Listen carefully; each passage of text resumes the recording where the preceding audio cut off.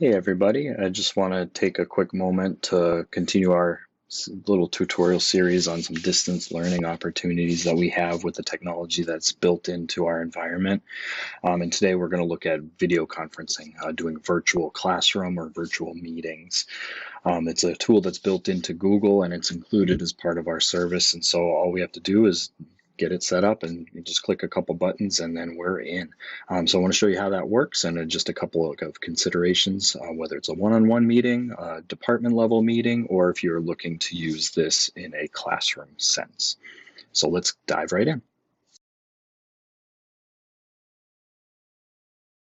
So as I mentioned, it is a feature that's built into Google. So all we have to do is start at our Launchpad and go into G Suite, and we're right into our Drive from there. And there's a couple different ways to approach this, but it starts just with an understanding that it is a website or an app that we have access to.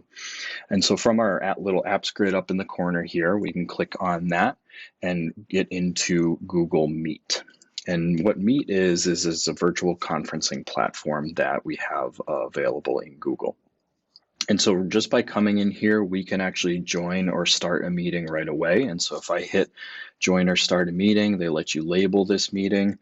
So I can call it, just for my example, technology check-in. And then I can continue. And basically what it does when you do that is it generates a custom website for you and sets up this meeting ready to go. And it allows you to then hit join meeting to start this conference. And it gives a custom website for this meeting. And so what we'll see here is we have this meet.google.com/ a little bit of gibberish there. But what that is it allows you to share this link to other people. And that's how they can join you on this virtual meeting. And so just for a quick example, I'm going to turn off my camera just so we don't have myself showing up here more than once. It does enable the audio and the video by default, but one thing you want to keep an eye on is up in the corner of your Chrome browser here, you have a little camera or microphone setting rather, that makes sure that your microphone and camera are allowed to be used on this website. If you've never come to Google Meet before, sometimes you'll see a pop-up that says, hey, allow your camera and microphone access in here. And so as long as you say allow once, you're fine from there. If for whatever reason the camera and microphone are not working, you can just click on the microphone icon up here and make sure it's not on the block, it's on the continue allow setting, and then you should be in business from there. And this will work on any laptop or Chromebook or device that's connected to the internet. And just be sure you're using Chrome, of course, as we get into this. And so I've gone into this meeting here, I've started a meeting, I'm going to join it, and this enters the room for the meeting. And then it gives me this website that I can share with folks so they can join me. I can even add people. So much like sharing a document in Google, I can click on this and basically share this with my colleagues. And so whoever I need to have join as part of this meeting, I can choose their names and just send that along to them. And then they'll get an email, so a quick, easy link to join in here.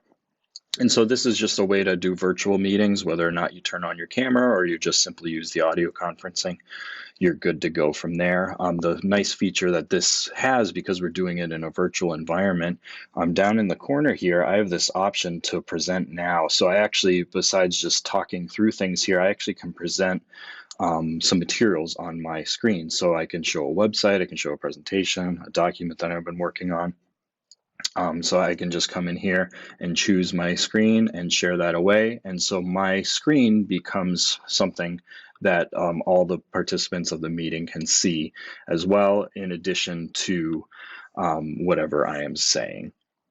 And so that's it, quick and easy, down and dirty. We just get right into the Google Meet app, start a meeting, invite people, and then work within the interface there to get it up and running. As you may expect in a virtual conferencing platform here, I have the ability to mute myself if need be. I can hang up and leave the meeting, and then I have the ability to turn the camera on and off as well, so you don't have to see each other if you don't desire. There is also a chat function that's built into this as well, so people can communicate this way back and forth while a presenter is talking. And then you at any time can see how many people are part of this meeting as well. So let's say I wanted to use this for an open hours concept or to do a virtual lesson and have students join me live so we can talk through some things, whether it's a video resource that I'm looking to do to answer quick questions, or if I'm looking to present some material remotely as well. We already saw the ability to just go right into the drive, go to the apps grid, open up Meet, and do an impromptu meeting. That works great right away, just for a quick, easy, I need a one-on-one or a small group, I can share it with people, that's great. But what we have the ability to do, because we're in the Google platform and it talks with Classroom, is we actually have the ability to schedule this in advance and invite all of our students, so we don't have to do a lot of the sharing. It kind of handles that for us. And so the way that works is it's actually all about using the calendar built into Google. So from our apps grid, we have a calendar app. And if I open that up, many of us have used calendars before to schedule events and invite people to things. This is the same kind of concept where I can schedule an event in the future or for today, and part of that event can be a virtual meeting as well. So let's just say, for example, next Monday I'm going to do some open hours. I'm just going to click right on this event here and I'll say Mr. Nagel open hours. I'm going to add a time frame for this, just like you would in any other event. I can say maybe an hour of time. And then this part here is the interesting piece where I can add guests to it. Now, because I use Google Classroom, I have the ability to just start typing in a name of one of my classes. And it's going to kind of get excited here and list all of the classes that I have in Google Classroom. So I have one called iSchool Demo Class version 2. And if I click that, it's going to grab all the students that are part of this class. So I don't need to individually assign or type in names of students or anything. I can just start typing in the name of my Google Classroom. It finds all those students for me, and I'm adding them to the invitation.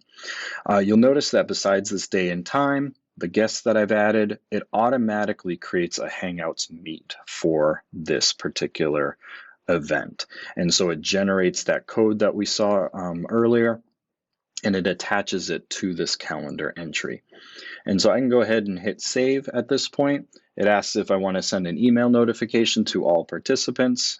For the sake of my example, I'm not going to send that, but you can hit send so it sends a reminder basically to everybody that this is happening. And so then that's it. I have a calendar entry now that has the time in place. It has this virtual meeting already set up, and it has all the people that are needed right away here. And so what I can do now, just for an additional option, is I can copy this URL just by clicking this button right here. And let's go right into Classroom, because I can go into my class and I can provide this link right in my classroom for easy access to all of my students. So I can go right into that same demo class. I can put it in here as an announcement. Open hours this upcoming Monday. See you at 9 a.m. And then I can add that link. Just gotta paste that right in there. And then I can post that away. And so all the students need to do is to visit their classroom like they normally do, click the meeting invitation, and then you have a virtual session all ready to go.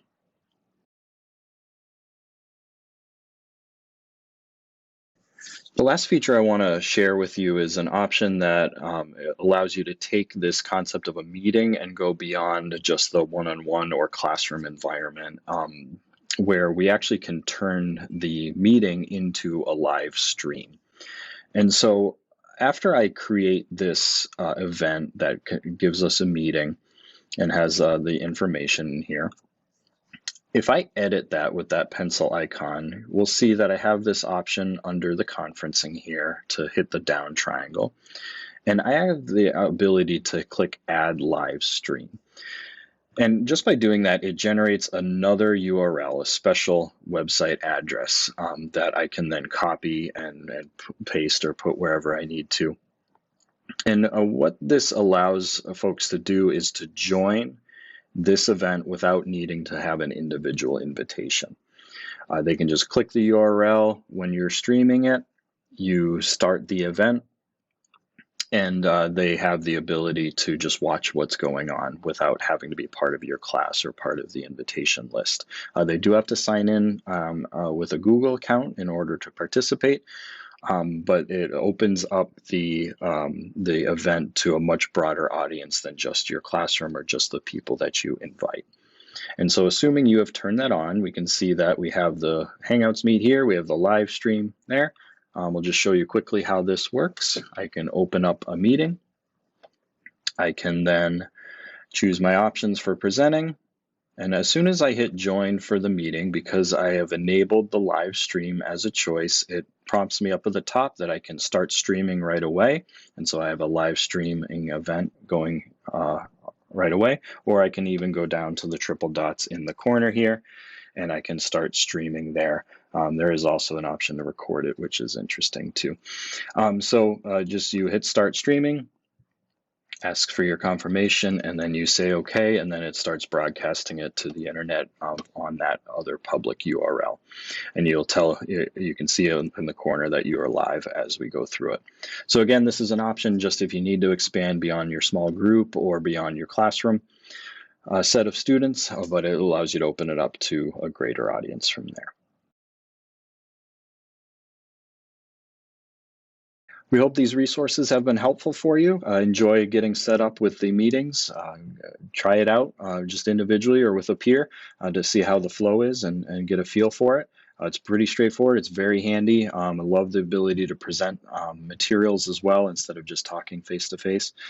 But definitely add this to your tool set just in case you need to do some remote learning or do some quick video conferencing with your colleagues. Until next time.